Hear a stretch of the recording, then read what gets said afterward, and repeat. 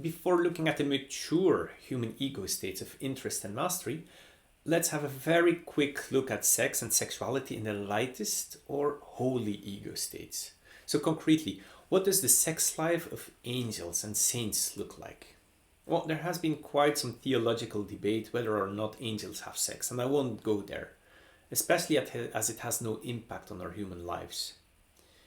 And with regards to saints, I've never spoken to one, or at least not that I'm aware, and there are probably very, very few saints, so it would be very difficult to gather data on their sex lives.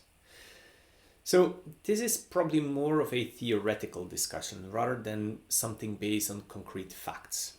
And fortunately, spiritual literature can also help a lot in giving us a better impression. Almost all spiritual traditions insist on celibacy for the highest levels of the religious clergy because they dedicate their entire life to God. And of course, most of this religious clergy is definitely not holy. Religious people taking a vow of celibacy don't automatically become saints. On the contrary, many of them are also in the average ranges of health, but I'm mainly referring to the ideal one should strive to in order to become a saint. So, do saints have sex? Maybe, maybe not. But if they do, it is definitely a very, very conscious act, and there is zero ego gratification involved. Let's now move to the mature human ego states of interest and mastery. So, how does mature sex look like? How does a sexual act look like that is in line or in harmony with the way nature has programmed us human beings? Well, this is an extremely controversial topic because many people would like to believe that what is normal for them or in line with moral standards of society is mature or healthy. And they do not want to see it from the perspective of being in line with the fundamental laws of nature, in line with the greater consciousness of our universe, in line with the grand plan of our Creator. Well, Wilhelm Reich, whom I mentioned earlier in this course, spent decades trying to understand how a mature or healthy sex act looks like. So, here are some of the main elements.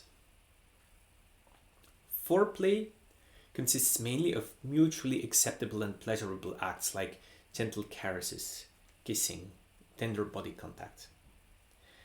And once both partners are excited, the male's erection will be pleasurable and the female genital will become moist. The labia and nipples for many women become erect and the breasts become more sensitive.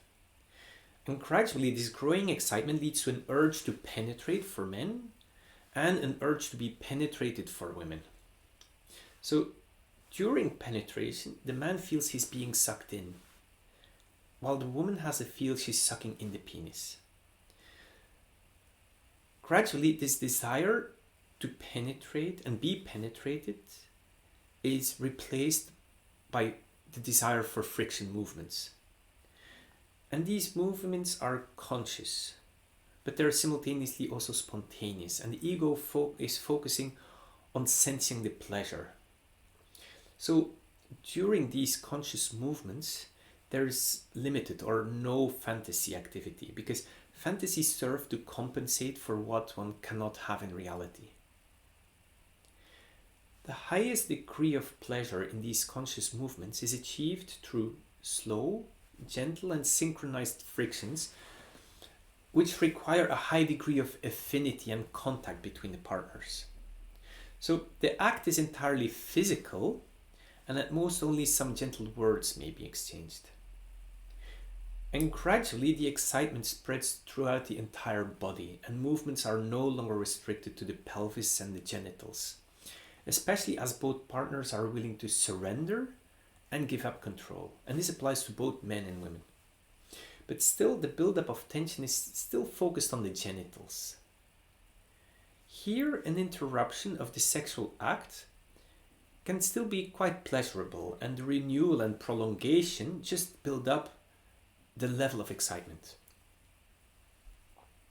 Another important point is that during the sexual act, both partners are tender to each other and they are equally active.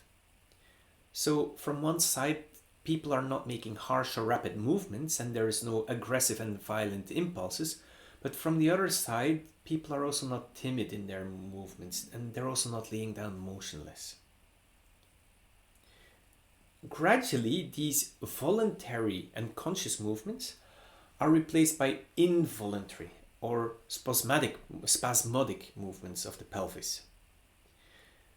The excitation grows automatically and can no longer be controlled, and also noises and sounds flow naturally and are not suppressed. At this stage, an interruption will be experienced as unpleasurable and disturbing because it constitutes a conscious, abrupt, and natural end of an involuntary process. So, in this involuntary process, it's as if sex is happening through the partners. It's not that they are having sex. Achieving orgasm flows automatically out of the involuntary contractions. The man has the urge to penetrate completely and the woman wants to receive completely. So orgasm is an explosion and relaxation after the steady buildup of tensions in the genital area. This does not mean the orgasm is a result of rough friction, but on the contrary, it's actually conditioned by the ability to surrender. And the orgasm involves muscles from the entire body and leads to a, most likely temporary, elimination of sexual tension. And in some cases, the male orgasm may actually last longer than in the lower states of development. And for women, some may actually get tears in their eyes during these peak moments, and it's very uncontrollable. Now, after orgasm of this mature sexual act, the level of excitation drops sharply and it leads to a complete physical and mental relaxation. And this is often accompanied by a strong desire to sleep, but this should not serve as an indicator of a healthy sexual experience, of course. The tender attitude among the partners remains and will be enhanced by a mutual feeling of gratitude and love. And in the aftermath of the sexual intercourse, one will feel internally energized. The sexual need is reduced so the person can be more focused and productive. This was very much a description of the physical sexual act. So what about the underlying psycho-spiritual aspects? Now, first of all, in these mature ego states, people no longer identify with the passion or sin, but with their virtue and essence. So when people outgrow their neurotic defense strategies, they start behaving in a way which may look opposite to the patterns they had in immature ego states.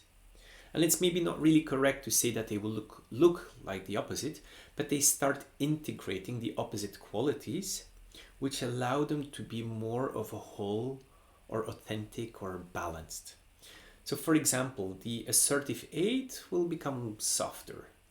The rigid 1 will become more flexible and easygoing. The timid 6 will show up with greater energy and intensity, and so on.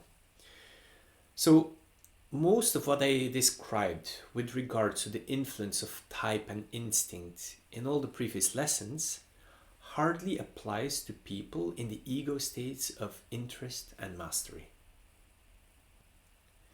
Secondly, in these ego states, people are no longer driven by their needs and instinctual urges. So sex is not something that happens automatically or compulsively, but it's rather a need that is consciously handled or managed. Sex is no longer an instinctual drive, but a conscious process. Sex is something you decide to do, not something that you are pulled or pushed into. It's not something that keeps you awake, but on the contrary, you have fully come to terms with it, so there is no negative emotions involved, and sex is something that won't cause any problems to you or your primary relationship. Basically, in fear and enjoyment, it's our needs who control us. But in mastery and interest, we are in control of our needs. And this does not mean we suppress our needs. We are free from the compulsion to act upon them, but we're also free from the compulsion to deny or restrict them. And furthermore, we no longer give meaning to sex. So sex is not used as a tool for ego gratification.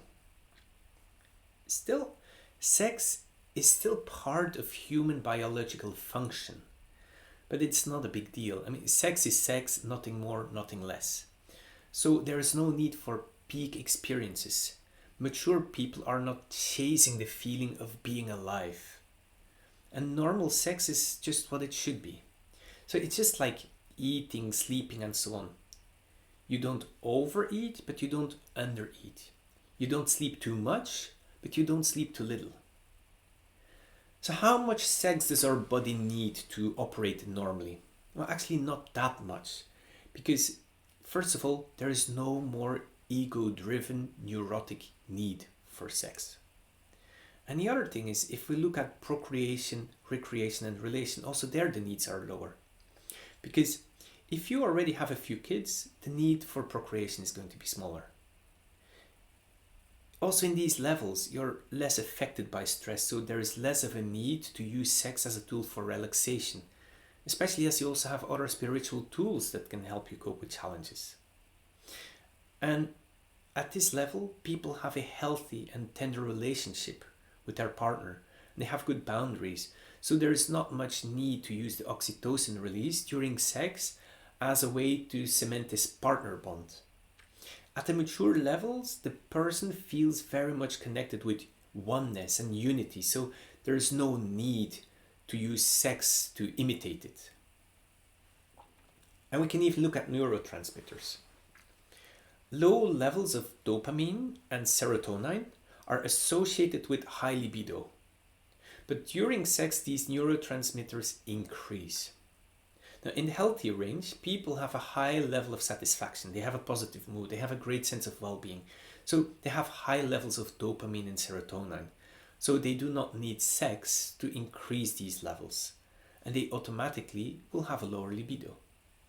And again, this does not mean there is no sex drive at all.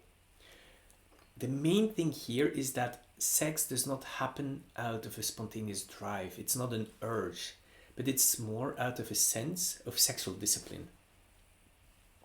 Remember, at the stage of mastery, people are in charge of what they do. So at this level, people tend to have routines or rituals for many things in life because it helps them to get in sync with the natural order of the universe. And as people in this level of mastery know how to meet their biological needs, there's also hardly any non-monogamy. Now, in extreme cases, there may be an agreement between the partners for some form of consensual non-monogamy.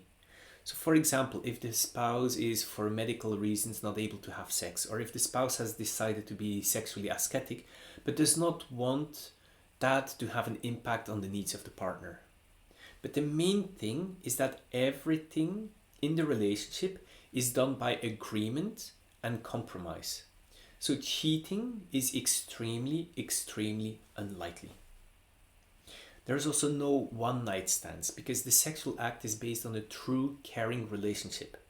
And setting up such relationships takes a long, long time. Closely related to that is that there is neither sexual repression nor preoccupation or compulsivity. At this level, there is no more differentiation between people with sex positive or sex negative societal values or views. Again, sex is sex, it's a biological imperative. And some religious people inappropriately believe that sex is a sin. But at the level of mastery and above, people understand that such claims are completely heretic and even blasphemous. Without this sexual act that created you, you wouldn't be here. So how can you love God if you believe the act of your creation is a sin? This sin is not in sex, but in using sex for the wrong purpose. So not coming to terms with the sexual act automatically implies that one cannot come to terms with God and truly love God. By feeling guilty about your own biological imperatives, you do not accept God. If you do not come to terms with sex, you cannot come to terms with any other aspects of life. Because if you are guilty of the sexual act, you should feel guilty of your own very existence. So from the spiritual perspective, sex is neither good nor bad, but many religions depict it as something bad. And indeed, sex can have negative consequences if it is used as a way to fill a deficiency, and it can lead to addiction. But believing you need to give up sex in order to be spiritual is most often spiritual bypassing and based on the fear of one's own sexuality and libido. Becoming more spiritual just means that you master your sexual drives and that your urges don't control you.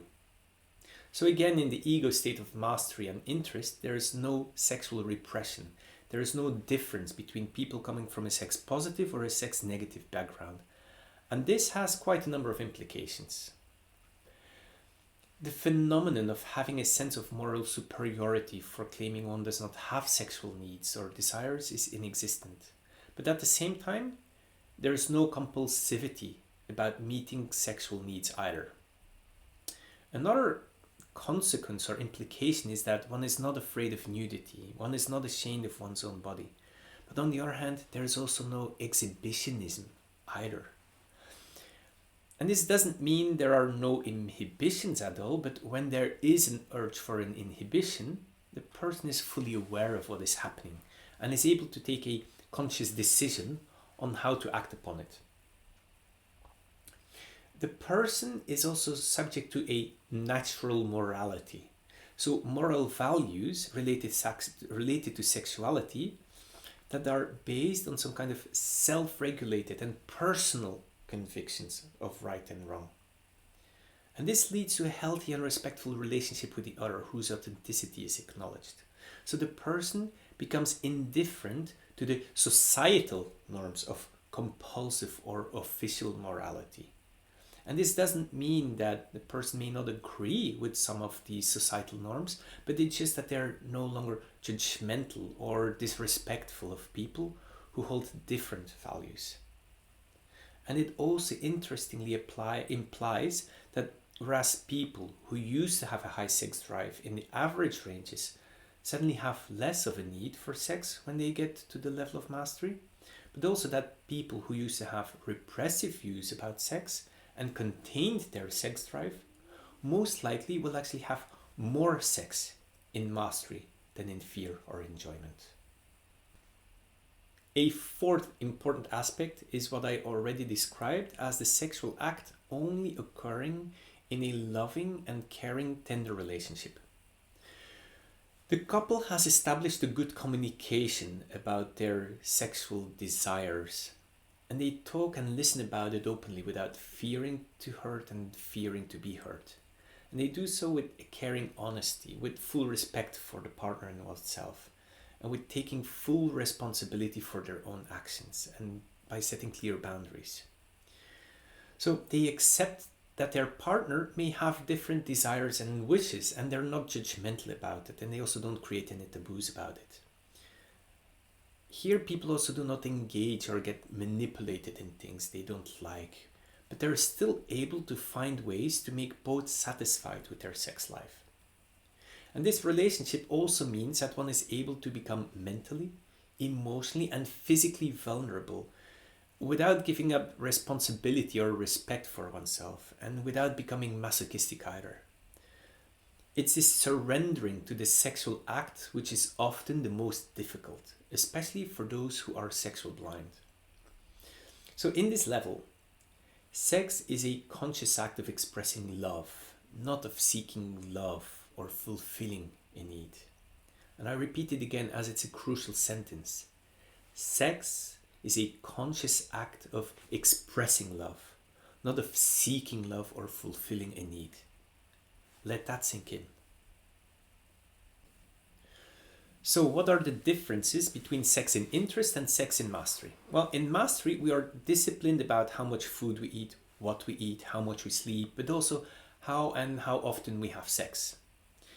In interest, there is more of an ascetic approach, in the sense that needs are minimized and the person only meets these minimized and minimal needs. So in interest, it's unlikely that a person will have a very active sex life. And it doesn't mean that the person in interest is by definition leading a celibate life, because after all, the person is still a human being governed by the laws of nature. But the sex life is not going to be super active.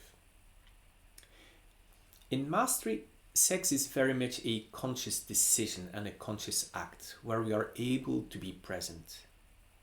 But in interest, sex goes a little bit further, and sex is some kind of meditation. And in interest, we have no more psychological issues. Our ego no longer seeks any ego gratification at all.